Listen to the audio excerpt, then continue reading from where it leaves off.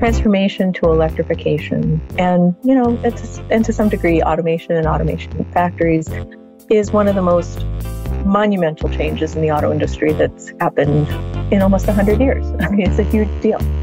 And so...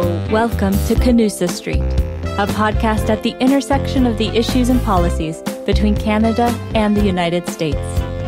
Here are your hosts, Scotty Greenwood and Chris Sands.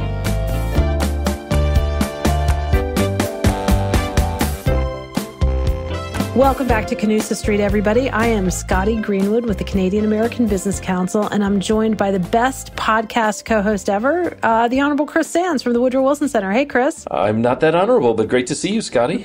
You are the most honorable. It's great to see you. We are going to talk about electric vehicles today. We're going to talk about the transformation to electrification, challenges, opportunities. It's all in the news in Canada-U.S. relations, and it's all in the news on Canusa Street, but I must say I don't understand it as well as I should, and I'm excited for our very distinguished two guests here today who can explain it to us. So, Chris, why don't I turn it over to you to introduce our guests to our listeners? Sure. Well, and they are great guests this week. We have Brian Kingston, and Brian is President and Chief Executive Officer of the Canadian Vehicle Manufacturers Association, CVMA. The CVMA represents Canada's leading manufacturers of light and heavy-duty motor vehicles, and its membership includes Ford Motor Company of Canada, Limited, General Motors Company of Canada Company, and Stellantis, which is, for those of us who go back a ways, Fiat Chrysler, and before that it was Daimler Chrysler, and before that it was Chrysler, and it's just a great company with many, many names. Success has many fathers. So great to have you, Brian. And we also have with us Kristin Dziczek, who is an Automotive Policy Advisor at the Federal Reserve Bank of Chicago, Detroit branch. So for those of you who don't follow this, the Federal Reserve has regional branches, and then it has branches of the branches, and Detroit gets its own, and we're lucky to have her from there. She just took over this appointment February 8th, and so she's new to the file, but not new to studying the auto industry.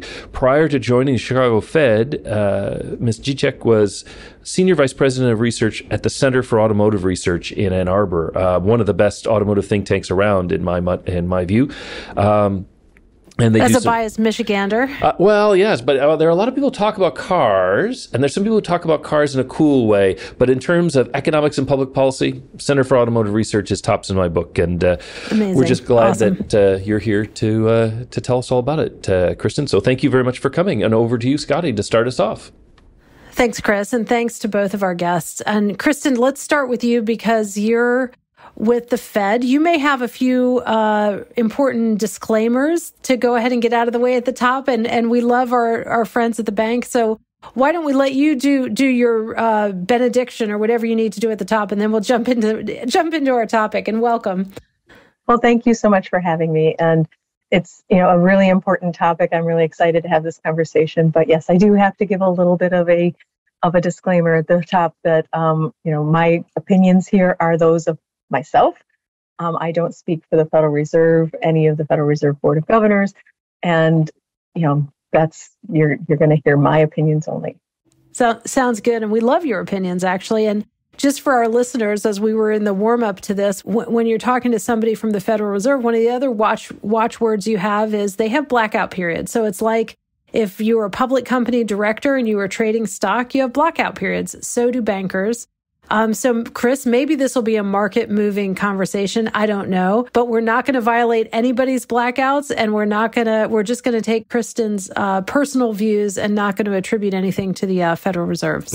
But for that, we should tell our listeners this is being recorded on the 4th of November. So anything that happens after, she didn't know. It wasn't that she was being coy. She just didn't know. Or maybe she knew. But anyway, yeah. So, and I don't know when this is going to be released, but sometime in Q4 2022. So, with all of that pregame activity, why don't we go to Brian first, or second, I guess, first in substance. Brian, talk about, if you would, what is happening with electrification in the automotive sector? There's a lot of headlines about it. Some people are driving electric vehicles, but But what is the trend? What do you see happening? And what does it really mean for our integrated industry? I mean, the auto industry might be the most integrated industry we have in North America, and that's saying something because we have a lot of integrated ones. So talk to us about what electrification really means for all of that. Absolutely. And thanks for having me on. And yeah, you're right. I mean, automotive is the quintessential North American industry, totally integrated across these three great countries. And what's happening right now is really unprecedented. It is arguably the most significant transformation we've seen from a technology perspective in auto since really the introduction of the gas-powered engine. Automakers are investing, at most recent count, $1.2 trillion through 2030 to produce electric vehicles. And that will lead to total global production of around 55 million EVs a year by the end of this decade. So this is a significant amount of investment. We're seeing automakers bringing online battery facilities, retooling existing plants for EV production. And this is happening across North America. From a Canadian perspective, over the past 2 years, we've seen an avalanche of new investment into the country. Ford, General Motors, and Stellantis have announced $13.5 billion in new investment. And the majority of that is dedicated to EV assembly and the battery supply chain. So it's an unprecedented time in the industry, major transformation, and it has big implications for the North American relationship, which I know we're going to get into. Thanks, Brian. And Kristin, I want to bring you into this. You're on the U.S. side of the border, and quite an expert, as Chris described in your opening there. You're in Ann Arbor at the moment, and you live there. You know a lot about this industry. How do you think about, when you think about the U.S. automotive industry, and you think about the Inflation Reduction Act, which provided a lot of incentives on electrification and a lot of incentives to put the battery ecosystem really in the United States specifically. That worries Canadian sector a lot. How do you think about Canada when you think about the U.S. industry? Or do you think about Canada? I do think about Canada. Oh, good. That's the right answer on Canusa Street. I do. As Brian was saying, this is, very, and you as well, Scotty, this is very integrated industry. And, when I first came to the bank in February, it wasn't very long before there was a blockade at the border and the implications that could have had for our industry. We're so integrated in making cars together that, it's hard to think about the U.S. market without thinking about Canada. It's hard to think about Canada without thinking about U.S. because most of your output comes to our country. So, this has really been, we've been talking about electric vehicles, for 20 some more years about when this was going to start to really take off. And the move to electrification has accelerated greatly in the last few years. And the IRA just, gave it a shot in the arm. And what's really clear in reading through the IRA is it's not just about greening, and climate sort of things. It's not just about the jobs that are impacted and making, trying to make sure that those job transitions are equitable and just. It's about national security. Right.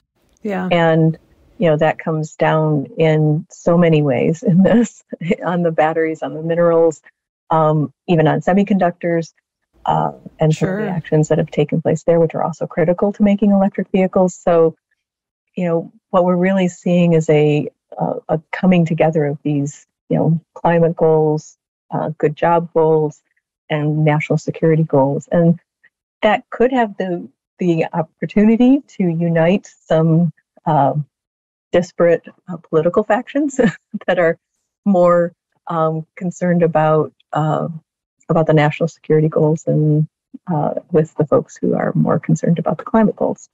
And I think that's really what we see in the IRA is the coming together of those three things. I agree with you. That's how to look at the IRA. But from a Canadian economist and Canadian investors are worried that the IRA is so large. It's a historic amount of money that the United States is going to spend over the next 10 years, something we may not see again, actually, in our lifetime.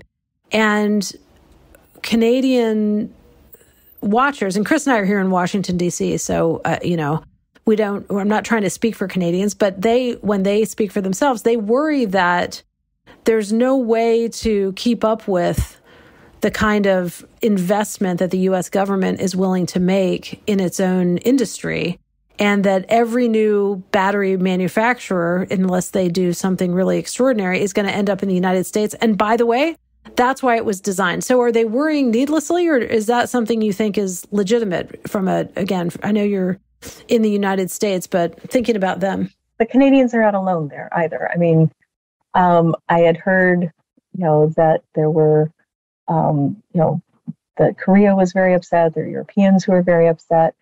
And I was trying to figure out exactly what was going on. I mean, most of the battery investment in North America is Korean. And many of those benefits of the incentives for producing batteries in the U.S. will go to Korean firms. What will happen is the Korean firms will invest in the U.S. and not in Korea. So the Korean government is upset. And, I can imagine, from Canada, you've secured several investments in battery production and put together incentives to land those investments. And now those producers may come and say, oh, and could you give us $45 a kilowatt hour too? Right.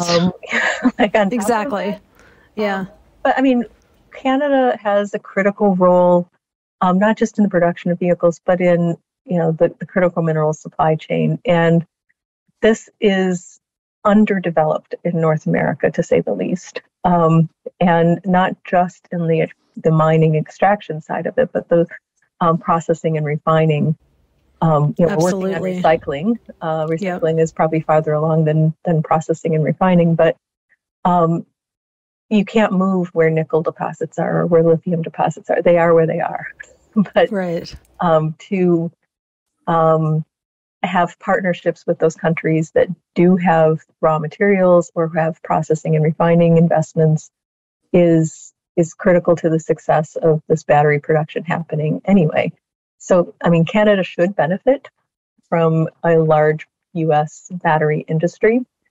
And, I was just talking to someone about, the result could be the U.S. is a net exporter of batteries. If, those batteries don't have to stay here. You make them here, you get the dollars per kilowatt hours as it appears right now. I mean, we'll see how the regulations come out, whether there's anything that tightens the use of the batteries or where they need to be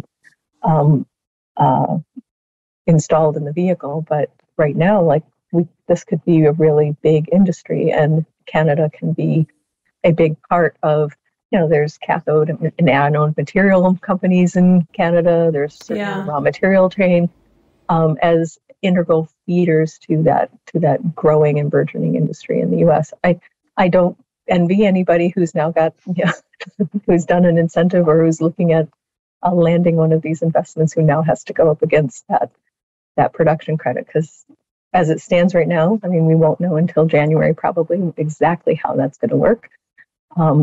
It's a very, very rich program. It's meaningful, yeah. Mm-hmm. Chris? Well, Brian, last time I think you and I were here in Washington, we were walking and talking about what was then a big issue for Canada, which was EV subsidies that looked like they were going only to vehicles made 100% in the United States. And that's not necessarily industry logical. I don't think industry people would have thought that, but, it's Congress.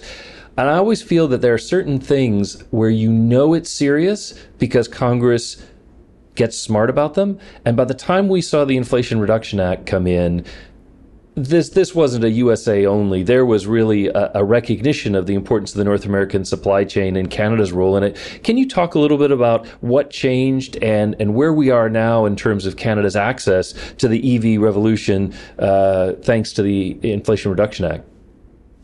Sure, yeah, and you highlight a key point here, which is the IRA has both positives and negatives. And the key positive that we saw when the IRA was released was the fact that the U.S. EV tax credit, which had initially been proposed to apply to U.S. assembled vehicles only, has been changed.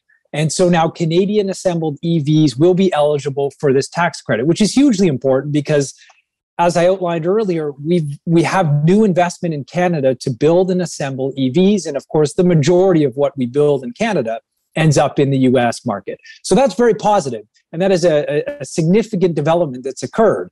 That said, there are some challenges with the IRA. We've got the 45X manufacturing tax credit, which does pose a competitive challenge for Canada in winning and securing new battery investment. And that's getting a lot of focus right now. We saw mention of that just yesterday, and Minister Freeland was out releasing the fall economic statement and indicating that Canada will respond. There will be a response in the budget to that to ensure that we're competitive. So there are some challenging elements, but another area where I think there's real potential for the Canada-US relationship is in critical minerals. The IRA includes a 10% advanced manufacturing tax credit for minerals. We've also got funding in the U.S. Defense Production Act to encourage production, but Canada is considered a domestic source under that, and we have the full suite of critical minerals necessary to build EV batteries. So it's not black and white. There are some challenges, no doubt, on the competitiveness side with the IRA, but I think if we respond rapidly in Canada, we really work hard to develop that critical mineral supply chain, I think there's huge potential to seize on the fact that we have this highly integrated industry and create a Canada-US North American battery and EV supply chain. Absolutely. And Kristin, Dziczek, I want to ask you a little bit, as we talk about ramping up production, one of the things that you also hear is we don't really have the electrical grid today that will match the demand on the grid from an electric vehicle revolution. So this really is knock on a lot of investment that has to happen for this to all work. What's your sense in terms of the grid, the power support, what we need to do to have the electricity to power these vehicles? Are those investments on track? Are they coming? And does IRA tell us anything about how to incentivize that build out? Well, so IRA has some money for some of the infrastructure, but you have to go back to the IIJA, the Infrastructure Investment and Jobs Act, to look at what really went in on the grid side. And I'll admit I'm not a grid expert. And so is the grid sufficient, or will it be sufficient? And is this on track? I cannot tell you. But what I do know is that this is a multi-pronged approach from the U.S. administration right now to make those investments in grid resilience and expanding the grid, expanding charging, which is a huge enabler of getting people over the hurdle of range anxiety to have ubiquitous fast charging, despite the fact that most people are just going to charge their vehicles at home and not drive 350 miles a day. They need to feel like they can. So that's a right. Barrier to some adoption, and so they're trying to do that and and in the IRA there is some money for infrastructure that prioritizes rural and underserved urban areas where charging will need to go to. So, is the grid going to be sufficient? They're making those investments. Hope those all come together and that they meet in the middle. But that it's a lot of money coming at this problem from many directions. And a very complicated problem. That's right. So let's take a little break here. And when we come back, I want to ask Kristin in particular about why it is that the Fed, the Federal Reserve Bank of Chicago, has an analyst who knows so much about electric vehicles. Does the Fed have hundreds of people? Is it 3 people? Because I'm trying to use that to understand how big this automotive sector and EVs in particular are in the minds of the people that are, helping run the economy. And then when we come back from the break, we'll also ask Brian about the Canadian budget update that just occurred as we're recording this today, and what that means from his perspective. So let's take a little break, and we'll come right back. Are you red, white, and blue, or just red and white? Beaver or bald eagle? Ryan Reynolds or J-Lo? Canusa Street, a masterclass in cross-border relations. This is where Canada and the United States intersect on the policies and issues of our two great nations. But you know that already. That's why you're here. The question is, if you want more of this bilateral bonanza delivered directly to your inbox, and you know you do, how about signing up for Scotty Greenwood's weekly email updates on Canada-US relations? Head to cabc.co to sign up today. And now back to Canusa Street. Welcome back to Canusa Street, everyone. We're here talking about the electric vehicle revolution and all it's going to take to get there with two great experts, Brian Kingston with the Canadian Motor Vehicle Association and Kristin Dziczek, who is with the Federal Reserve Bank of Chicago, Detroit branch, and an automotive expert there. Scotty was just asking her an important question. Scotty. Yeah, well, I was just, as I was listening to you, Kristin, you're such an expert, and it occurred to me, why does the Chicago Fed have an expert like you? And, put it into context for those of us who have never even met anybody from any Federal Reserve Bank, let alone an automotive expert. Like, give us a little context of how the thing is organized and your role in it, and that'll help us understand, I think, the topic a little bit. So the Federal Reserve, the central bank of the United States, does a lot of things. The thing that gets the headlines is that they meet 8 times a year and they set the rates, the interest rates. And, many people think that's all we do. But, we supervise banks, we have cash services, we have people out doing community development work and making sure that banks are treating, people in populations in the U.S. fairly. So we're a regulatory or a supervision kind of role of banking and its effects on communities. But, it's the Fed has 2 charges, really, stable prices and full employment. And to do that, we have many, many experts in many, many fields who are monitoring what is going on in those critical industries and critical areas so that the Fed decision makers and policymakers have the best information they can have about the economy. And the transformation to electrification and, and to some degree, automation in factories is one of the most monumental changes in the auto industry that's happened in almost 100 years. I mean, it's a huge deal. And so, a large portion of the U.S. auto industry is in the Federal Reserve Bank of Chicago's region. And so, sure. We care a lot about, there's jobs at risk, there's jobs that we could be gaining, there's investments being made at a huge scale. And what is the economic impact of all of that matters. Now, we also have experts in the energy sector, in the mining sector, and industrial forecasting, and all across the regional banks in the U.S. So, we're all talking to each other about, what is this going to mean for oil extraction in Texas? What is it going to mean for mining in the western states? What is it going to mean for, making transmissions in Detroit? It all comes into making sure that our policymakers have the best information about the economy as it stands and as where we think it's going. So that's why they have experts, and that's why they hired me. I was one step ahead of you, Scotty, just a little bit, because I know Thomas Clare, who he and I have written a couple of things together.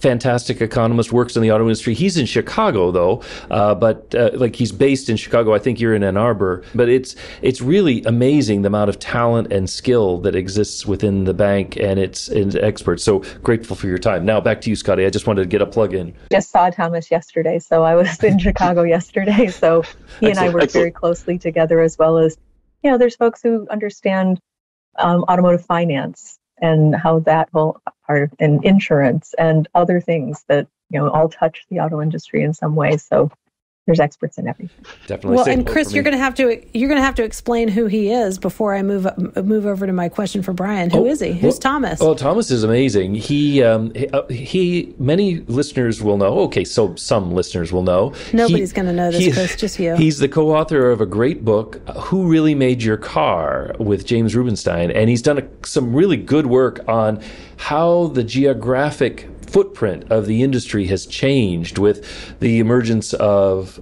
southern U.S. states, which have little hubs of the auto sector, and some of them are integrated and some of them are more standalone, like little BMW hubs and Mercedes hubs that have a little lean on the rest of the production capacity. But what he's identified is this kind of shift, and what that means for Canada, among other things, is that there's a southern pull, and Canada, for a while, really worried if they were going to lose their industry because of it. So Thomas, highly recommended. We'll put a plug for his book in the on the webpage with the podcast. I thought he might be another Fed analyst for a minute there. So he is. Oh, he is. Well, there you go. You forgot to say that part, Christopher. Sorry. I was waiting for the link. Okay.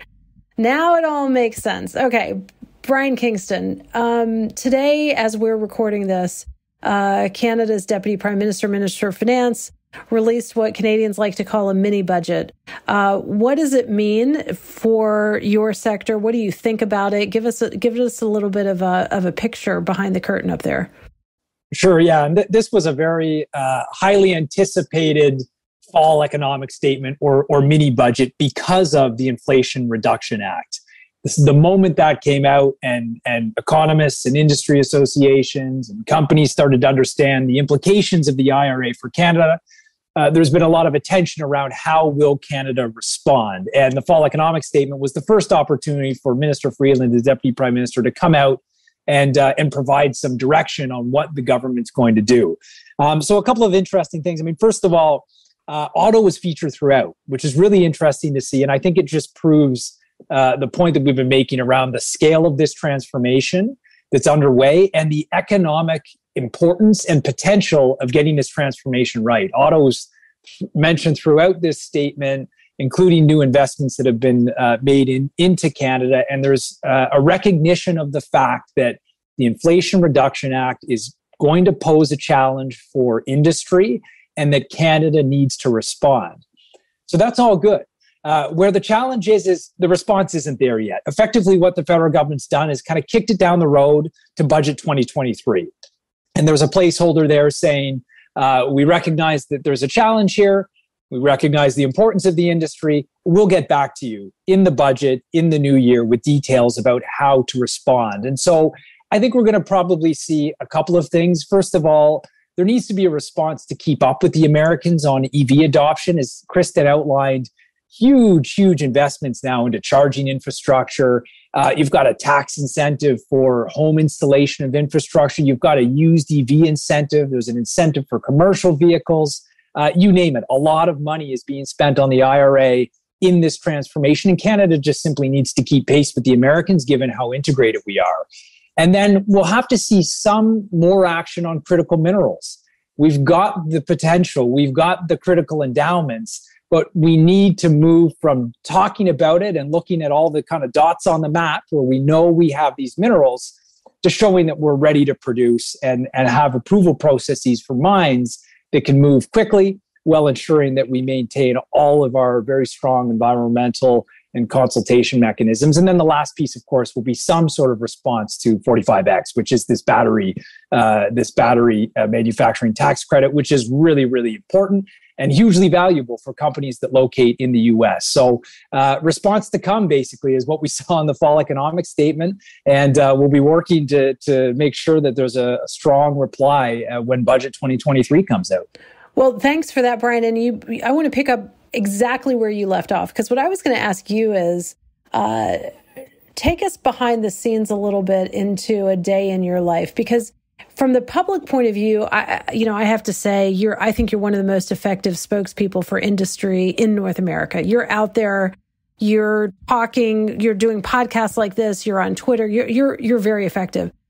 And any of our listeners can Google you and see all of that, follow you on Twitter, whatever. But behind the scenes, what do you do? Like, what is what does it look like? Are you having meetings with the Ministry of Finance? What are you doing to try to make sure that between now and the actual budget, because you said it's sort of a whole watch this space kind of message this fall. How does an operation like yours, so important to Canada, move the needle or try to move the needle with what the policymakers are going to do? Yeah, that's a great question. And at the end of the day, our mission is to make Canada as competitive as possible so that we can attract more investment, employ more people, and grow this footprint in the country. So what we're trying to do between now and the budget and frankly in the run-up to the fall economic statement is first explaining the implications and the significance of the Inflation Reduction Act. Because when it first came out, there was so much attention on the EV tax credit because that was such a focus of government to get that resolved. That I think it took a little bit of time for people to understand that, wow, I mean, that's good news, no doubt. But we've got some real challenges here. So the victory lap was loud and proud. It was loud and proud. It was loud and proud. And it may have overshadowed for a few weeks some of the other serious challenges that we find now in the IRA. So what we do is we work with governments at all levels and explain what this means for Canada, what it means for attracting new investment, what it means for the existing auto footprint here, and then put forward proposals, ideas, solutions to ensure that we are still competitive. And, let me be clear here. We can't match the US when it comes to pure fiscal firepower. That's not possible, right? I mean, the IRA, we're looking at $370 billion US dollars, give or take, dedicated to fighting climate change and retooling auto plants. I mean, these are huge, huge numbers. We can't compete with that on a dollar for dollar basis. But Canada can be nimble, we can be smart, and we can put forward some incentives and policies that are targeted to elements of the supply chain where we know we have an advantage, and we can ensure that we attract that investment and we play a part in this transformation. So that's what we're doing. We're meeting with government officials. We're meeting with MPs and ministers and making sure that that's understood and that we've got some proposals to come forward with so that Canada's industry continues to grow and employ people. Thanks for that, Brian. Kristin, do you see any irony in this idea that something that's called inflation reduction actually is putting hundreds of billions of dollars into the economy? Like, isn't inflation caused by too much money in the economy already? I don't really want to touch that. All right. Very quickly. Okay. But I will say, the part that we're focusing on, the Inflation Reduction Act, is just a small part of the overall bill. I mean, that bill has things in it that lower prescription drug prices and some other really critical things that help consumers here in the U.S. Better afford drugs. We don't have the national health care that you guys have in Canada, so we very much struggle with how people can afford their medical care. Yeah. And so it covers a wide range of sectors. And what Brian said about the slow burn on the manufacturer's credits and all of that. That happened here too in the U.S. I think, the headlines were all about the renewal of the consumer credit, but all that other stuff when people started reading through it. And I know that I delivered the message to a few people myself because I had read the whole thing and have you seen this section? Have you seen this section? You're one of the few. I'm a nerd. I read bills. That came out while I was on vacation. I read it on my phone. Oh, wow. So, that's dedication right there. That's a big, long bill. Yeah, it is. But yeah, because I'm a nerd. There you go. But yeah, some of that was, does this really mean this? And some of that we're going to find out. I mean, right now the regulations are being written.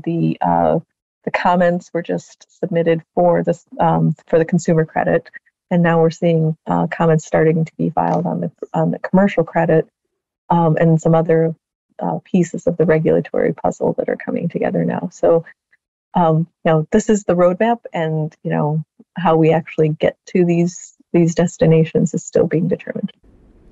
Well, let me jump in on this. I just have a couple questions for each of you, and I know you've already been so generous with your time, but let me start with you, Brian. One of the things you sometimes hear more from politicians or ordinary citizens than from industry experts is this idea that the U.S. gives Canada an auto plant, gives Canada a project, like it's a gift to our good buddies. And growing up in Detroit, I know that individual plants compete for every vehicle line, every piece of business, and that carries on through the supply chain to suppliers as well. So I know this, and I think you know this, but can you talk a little bit about this as not a question of the U.S. doing Canada favors, but of Canada competing hard and on the merits, really winning a lot of business. And this goes back more than a century. Canada's always been at that cutting edge. But talk a little bit about that, if you will, because I don't think people always understand that dynamic. Sure. Yeah. And that has been a key focus of the industry and frankly, governments at all levels over the years, is making sure that Canada can compete with the U.S. and key auto jurisdictions in the U.S. for new investment. And we've had to compete, of course, at the municipal level, the state level, and now we have to compete at the federal level because of the IRA and the scale of those incentives. So it's a constant process of comparing the Canadian offer and everything from labor, electricity costs, energy cost, you name it, the whole scope and scale of what makes a facility attractive, and compare it to jurisdictions in the United States and ensure that we're putting forward a package that gets the attention of automakers. I would argue that with this transformation to electrification and the critical mineral potential that Canada has, I think it creates an even stronger case for some of that activity in the EV supply chain to be taking place in Canada. The IRA has very specific rules around sourcing of minerals, for example, and Canada is a location of choice to do that. So we're unique. We've got 5 OEMs with an assembly footprint in the country. We've now secured some investment in the battery supply chain. If we can be competitive and we can make sure that we've leveled the playing field with the US, I think we can have even more investment in the EV supply chain going forward. So I'm really optimistic about the future of the industry, but we always have to compare ourselves to what the US is doing. One of the critical things to know about this is China is the elephant in the room.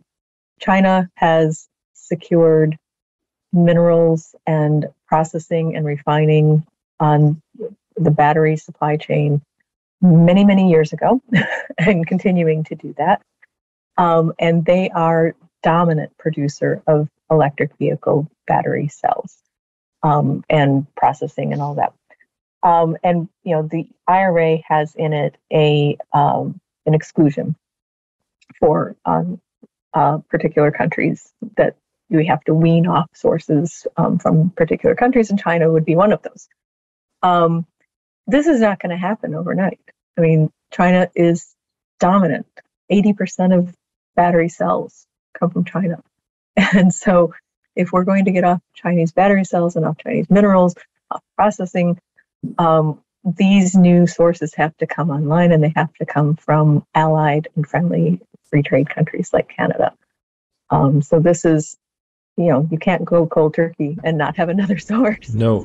I'm glad you brought that up, because I guess in both my question to Brian and your response as well, there's sometimes this feeling that it's that we're doing something nice for Canada, and I think Brian quite rightly said, no, we're competitive, but also the sense that with the EV revolution, this isn't a struggle for scraps. We're growing the pie. There's going to need to be a lot of investment, a lot of jobs, and so much more production from critical minerals all the way down to the retail end of the industry. All of that has to change. So we shouldn't begrudge seeing Canada doing well. We should cheer it on, because there's plenty of work, and we'll need to do that here. It's not exporting jobs. It's actually growing the number of jobs that serve this amazing industry. Is that fair to say? I mean, maybe I'm too optimistic and bullish. I think it's fair to say.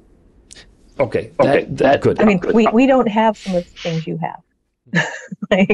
The U.S. does not have all of the critical minerals it needs to support a battery industry that it is funding. And nobody has the refining and processing capability yet. So we have to co-invest and work on this problem together. Because, this is the national security hawks don't want to trade oil dependence for critical mineral dependence, right? And critical mineral dependence on Canada is a lot more secure than critical. That's exactly right. China. That's exactly right. We're moving from a fossil economy to a mineral economy, and we need to understand what that's about. You're exactly right. And a semiconductor economy too. Don't forget. Oh, absolutely. Yeah, that too. Can't forget the chips. That's right. Well, then I'm just going to ask my nerdy question, and Kristin, this is sort of I hope you'll give me some encouragement, but every once in a while, there's somebody who talks about, we could have a common currency between Canada and the U.S., or, we could coordinate these kind of policies. I always want to tell people that whatever you think the man on the street knows about Canada, Americans in jobs like yours are actually paying a lot of attention to Canada. And it's not a question of a black box. You've got good data sources, good partners in the Government of Canada, the Bank of Canada that provide good data. Do you think... well, I guess if you could tell me a little bit about how important understanding Canada is as you try to understand the economic impact of the auto industry going forward. Well, quite frankly, you can't understand the auto industry at all if you don't understand Canada and Mexico.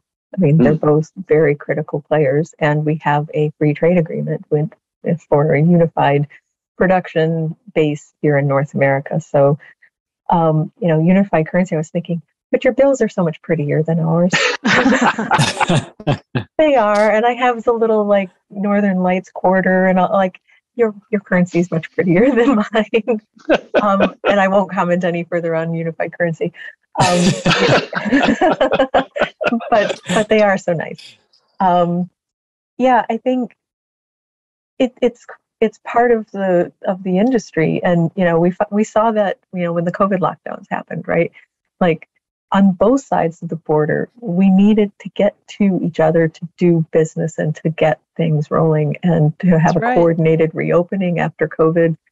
You couldn't have one country, gearing up their auto production if they weren't getting the engines from St. Catharines. If you guys weren't up to, we couldn't make cars, and vice versa. There's so many things, and there's this trope in the industry about how many times a part crosses the border. I've tried tracking that thing down and finding out, exactly how they did that. I know where the article came from, and the person who led the research has passed away.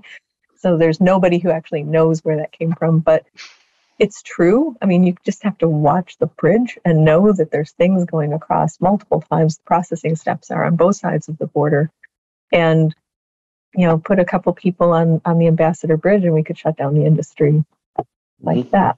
So, absolutely. I know the exact number of times that people often cite is unreliable, and it depends on, it depends on the model, it depends on anything. But the essential truth is there. The things go back and forth, and absolutely a very important feature of our trade. Canada's critical to the mold building industry, right? So we make dies and you guys make molds. And, there's, metal processing that's different on the Canadian side. Hydroforming is bigger on Canada, and you have energy cost advantages in some things that we don't, and we make cars together. Absolutely. Well, Brian, that sets you up perfectly. If you were able to brief, I don't know, let's say an American congressman or even the Canadian government, what has to happen next for us to avoid useless, wasteful friction and get moving on an EV revolution? What are some of the priorities that you would have? Just top of mind, what do we have to do? What should we be doing today, if not yesterday? Sure. Well, first and foremost, we need to be working faster and more closely together on critical minerals. I know we have the Canada-US Critical Minerals Action Plan. There's been a lot of talk about the potential, but we've got to move from talk to action, and it has to happen basically yesterday.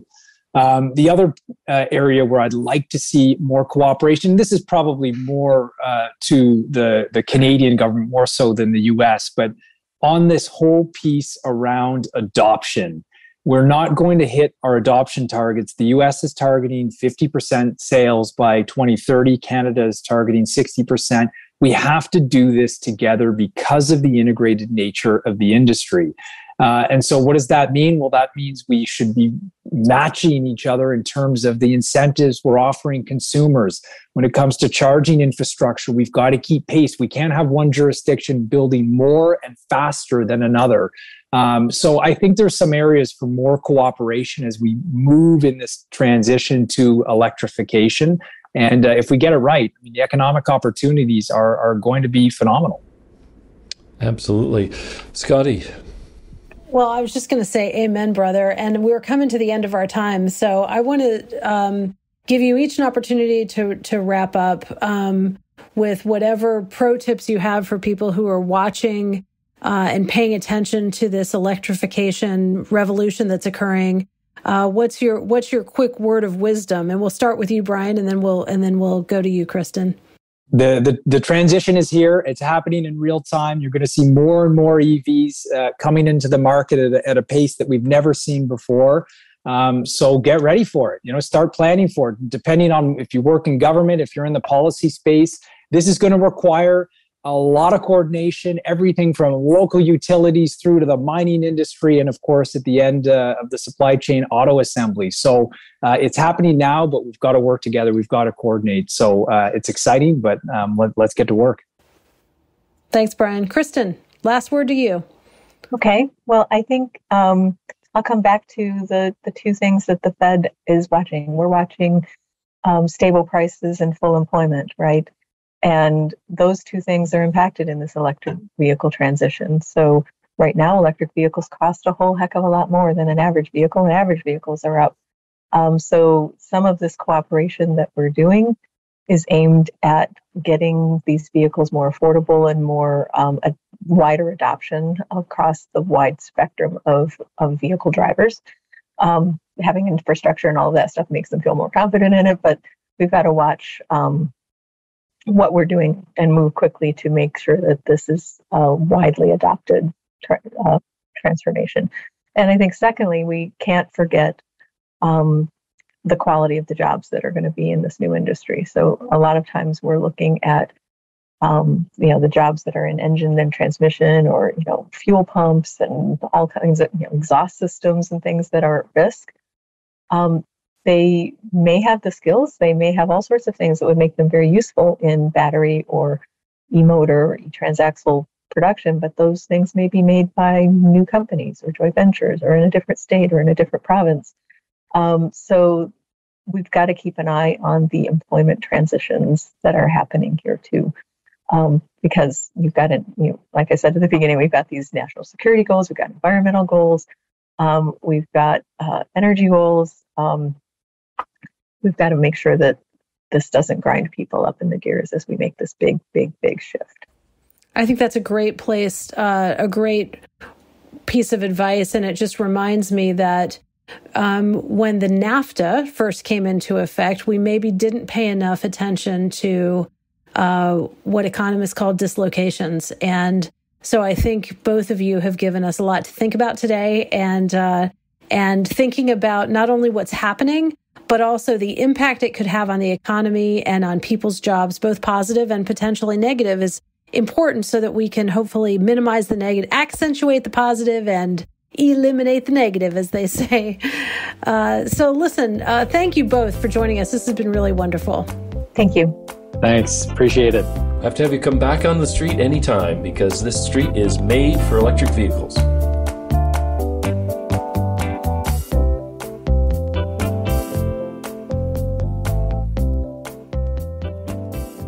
Well, Chris, that was a fun discussion. I know you always like going back to Motor City, the town of your childhood. So I enjoyed learning a few things from our two experts.